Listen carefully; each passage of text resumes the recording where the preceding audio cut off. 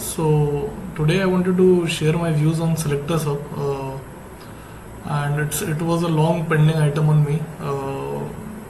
I used to think of Selectors Hub as a normal XPath or locator tool, like there are a lot in the market.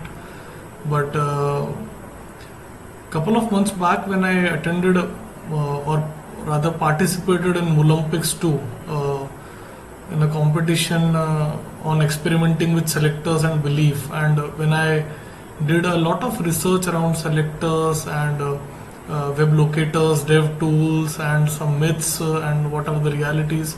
So that time I realized how much amazing level of innovation has been put into creating the Selectors Hub, and that is something I wanted to share with all of you. So this is just a very small attempt. So what is Selectors Hub?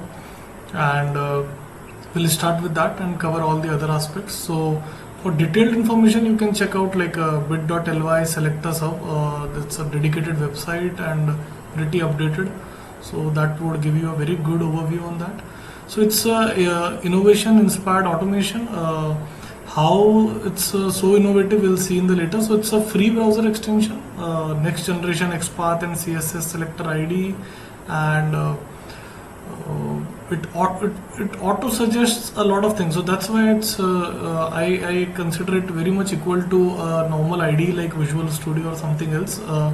Only the scope is pretty limited to web elements, but yeah, I mean it does a lot of support for the engineers. So it auto suggests functions, attributes, text, occurrence of web elements, etc.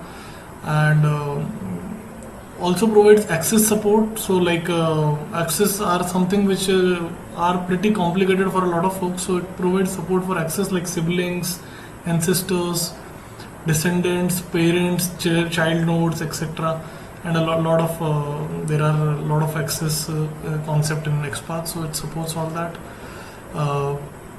When did Selectors Hub actually came? I mean, it's not a very new thing now. So the version 1 of Selectors Hub actually came in July 2020, followed by a version 2 which came in October 2020. So pretty quickly we are getting a lot of stable releases, and the third version came in March 2021, and I'm sure Sanjay is working on something incredible and planning to come up with something new. So I've been talking about Sanjay a lot, so let's see who Sanjay is actually.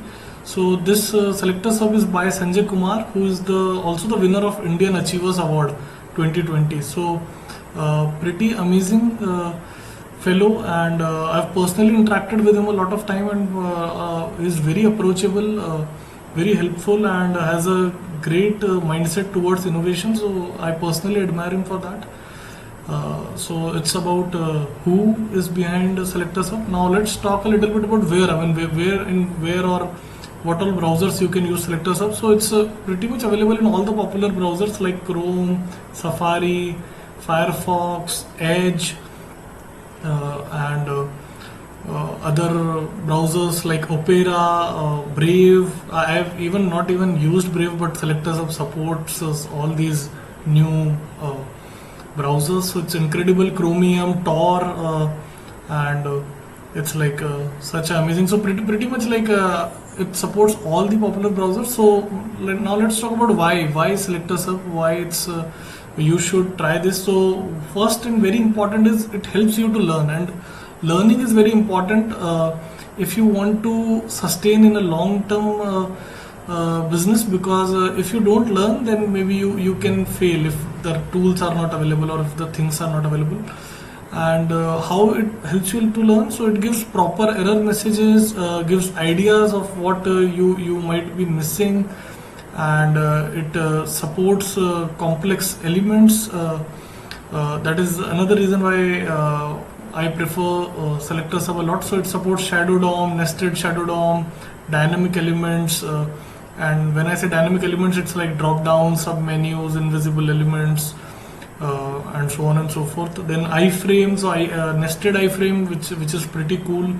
SVG elements, and also it also has a debugger, which is a very nice feature it has, and it allows you to inspect dynamic elements which are there. And I think it's in most of the modern applications there are a lot of dynamic elements and all. So another reason why I love Selector Sub is it provides multiple learning channels and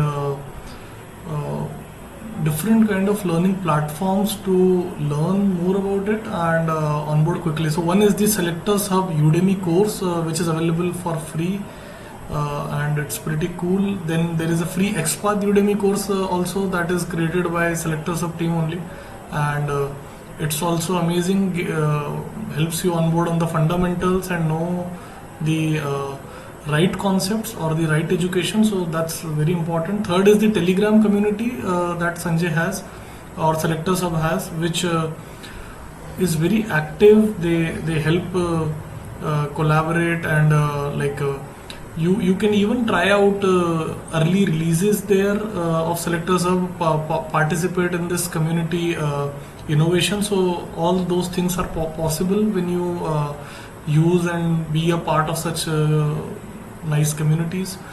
Then there is a dedicated Slack channel also for Selector Sub, and then there is a certification program. I myself have gone through the certification program and was able to clear it. And when I was doing the certification program, I got to learn a lot of new things which I was not aware even after using Selector Sub, that okay, these all special features are also possible in Selector Sub. So it's also nice, very educative and amazing. Then I talk about how you can use Selector Sub. So it's free to use, so you don't have to pay anything or something,